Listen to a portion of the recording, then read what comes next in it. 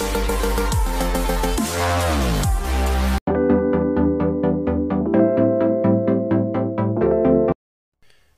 जी आप ये देख सकते हैं कि ये 500 mm की केबल है, इलेक्ट्रिक केबल। और इसकी टर्मिनेशन कैसे करते हैं, सबसे पहले हम इसको मेजरमेंट करेंगे। मेजरमेंट हम जो है ना पैनल के हिसाब से करेंगे, RMU या आउटडोर जिधर हमने लगानी है उसके हिसाब से मेजरमेंट करेंगे कि हमको कितनी लंबाई चाहिए। उसके बाद हम इसकी प्रिपरेशन आपको दिखाएंगे इस वीडियो में। सबसे पहले मेजरमेंट करके इसको काटेंगे कटर के साथ।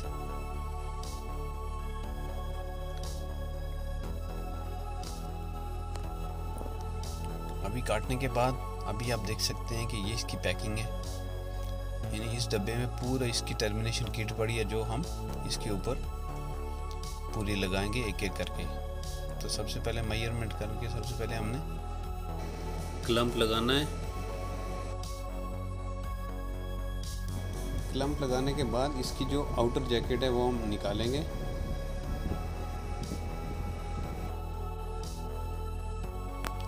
तो ये अभी आपके सामने आउटर जैकेट, यानी जो बाहर वाला हिस्सा है केबल का रेड, वो अभी हम निकाल रहे हैं।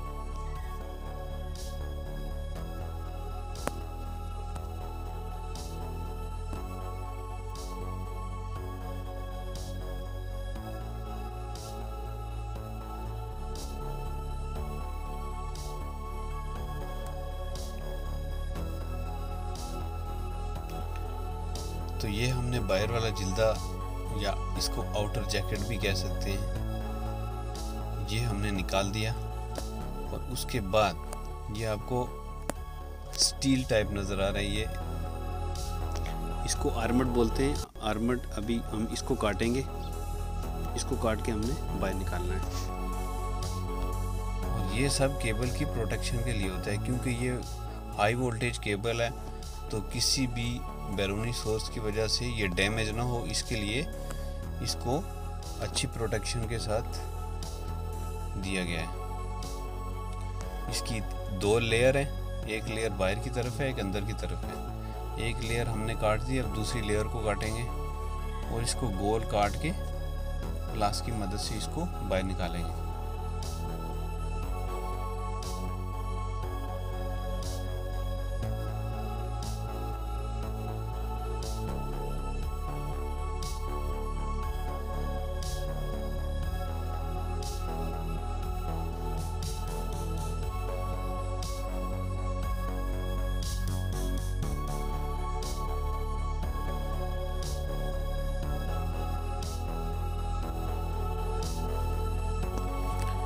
इस तरह आउटर शीट और आर्मेट काटने के बाद हम इसकी इनर शीट काटेंगे और इसको बहुत केयरफुली काटना पड़ता है ताकि इसके अंदर जो फेस है फेस डैमेज ना हो। क्योंकि अगर चाकू लगने की वजह से या किसी भी तरह से फेस अगर डैमेज हो जाएगा तो केबल में जब आप बिजली चलाएंगे तो केबल ब्लास्ट कर जाएगी। इसलिए बहुत केयरफुली इसको जो इनर शीट है इसको उतारना पड़ता है।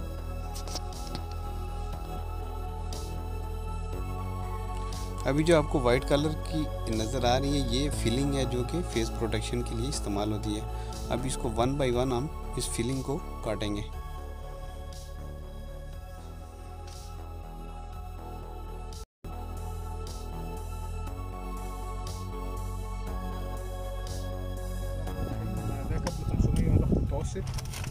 اول حاجه بناخد المقاسات زي الكتالوج بالظبط، وبعد كده بنبدا ان احنا بنشيل الكفر الخارجي. بعد كده في تسليح جوه بنشيل التسليح، وبعد كده بيبقى في كفر داخلي بنبدا نشيله، وبعد كده بيبقى في حفاظ حجم الفازات بدوت بنقطعه واحده واحده كده بالسكينه، بنشيل واحده واحده عشان خاطر اهم حاجه ما نجرحش الفازات. بعد كده بنبدا ناخد المقاسات بتاعت السيمي كوندكتور، وبعد كده اللاكس البي بنشيل نفسه على قد مقاس اللاكس، وبعد كده بنركب الكوندكتور على طول اللاكس.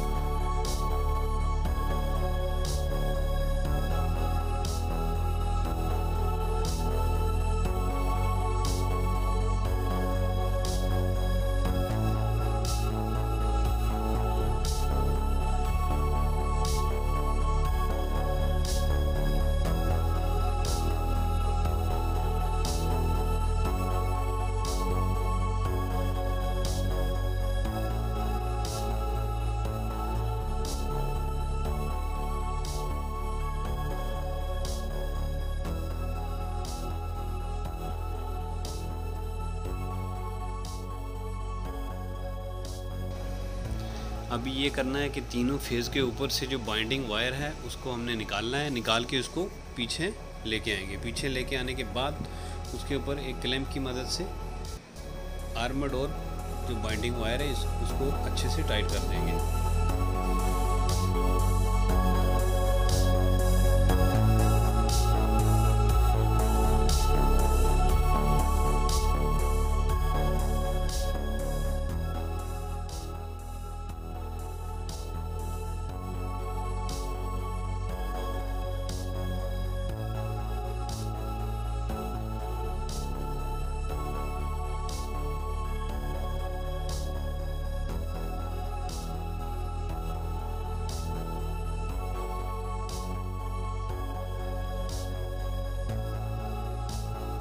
क्लैंप टाइट करने के बाद आर्मर्ड वाले पूरे एरिया को मास्टिक सीलिंग टेप से इसको कवर करेंगे।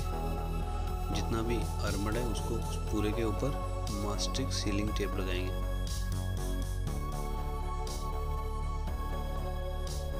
सीलिंग टेप कंप्लीट होने के बाद ब्रेकआउट चढ़ाएंगे इसके ऊपर, और ब्रेकआउट चढ़ाने के बाद हम इसको हीट श्रिंक करेंगे, और जिसकी वजह से तीनों फेस के ऊपर बैठ जाए। وبعدين بناخد المقاسات بتاعت السيمي كوندكتور زي الكتالوج بالظبط. بعدين بتشيل السيمي كوندكتور، بعدين بناخد مقاس اللاكس بي، بعدين بعد كده بناخد مقاس الكوندكتور على قد مقاس اللاكسس.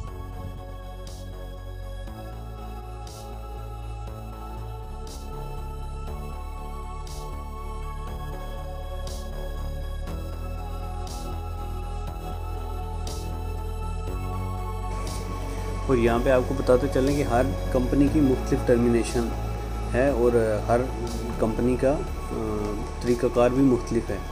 तो आपने ये करना है कि टर्मिनेशन किट के अंदर जो पेपर है उस पेपर को आपने फॉलो करना है और उसके हिसाब से आपने पैमाइश करनी है। और यहाँ पे अभी हम सेमीकंडक्टर की पैमाइश कर रहे हैं, हमने सेमीकंडक्टर निकालना है। और यहाँ ये बात बहुत ज़रूरी है कि किसी भी टर्मिनेशन के अंदर सेमीकंडक्टर निकालने से पहले उसके पेपर के ऊपर जितनी पैमाइश है उसके हिसाब से आप सेमीकंडक्टर निकालें। उसके बाद पीवीसी मार्किंग टेप लगा के उसके ऊपर क्लैंप लगाएंगे हम। क्लैंप लगाने के बाद जो आपकी लेफ़्ट साइड वाला एरिया है सेमीकंडक्टर का वो हमने निकालना है सेमीकंडक्टर। और सेमीकंडक्टर उतारने के लिए फाइल का इस्तेमाल करते हैं, जो कि आपको ऊपर पिक्चर में नज़र आ रहे हैं।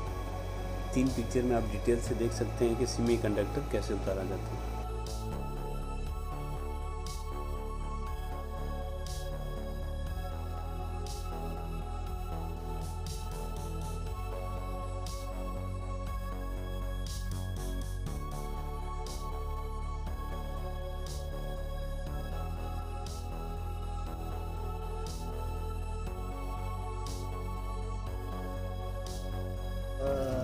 شلنا السيمي كوندكتور وعملنا المقاسات، طلعنا السيمي كوندكتور بره. بعد كده بنركب تيب هنا، نبدا نبرد الفازه كلها نصفرها، نبدا نصفرها كلها وننضفها كويس عشان خاطر لو فيها كربون ولا اي حاجه لازم تتغير.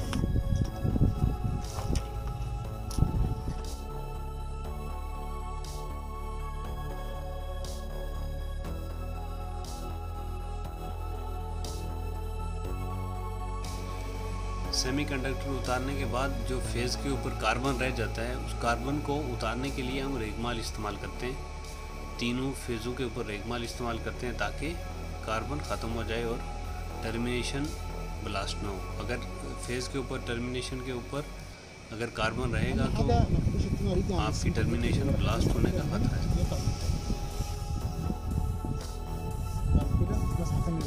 نفس الطريقه السيمي كوندكتور ما ينفعش تيجي بالتونه ورا.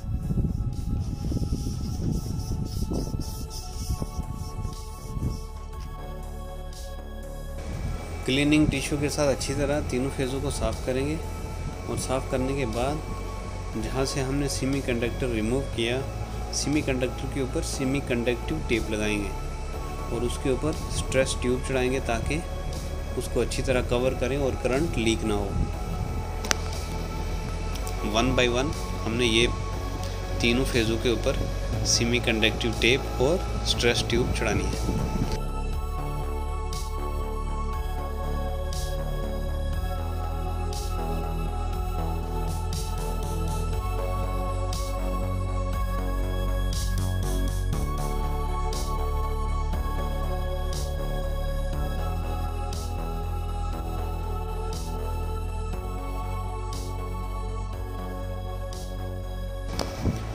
जैसे कि आपने वीडियो में देखा कि केबल टर्मिनेशन करते वक्त जिस भी चीज़ को हमने काटा उसको प्रॉपर तरीके से उसको कवर अप किया जाता है, और कवर करने के लिए जो टर्मिनेशन किट है वहाँ से हमने चीज़ें लेके इसको कवर करना है। कोई चीज़ हम बाहर से एक्स्ट्रा यूज़ नहीं कर सकते।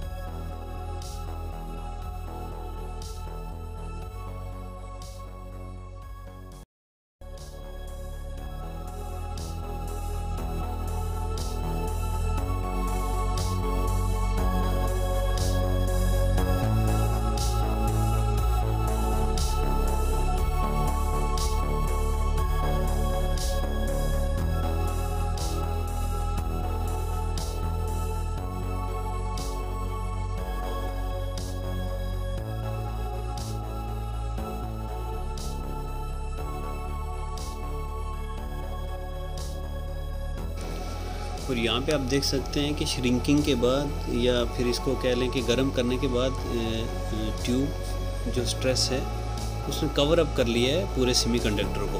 और उसके अलावा हमने एक दूसरी ट्यूब चढ़ानी है जो कि पूरे फेज़ को कवर करेगी, और इसको भी श्रिंकिंग करेंगे और उसके बाद ये पूरे फेज़ को कवर कर लेगी। इसी तरह 1 बाय 1 हमने एक एक फेज़ को कवर करना है।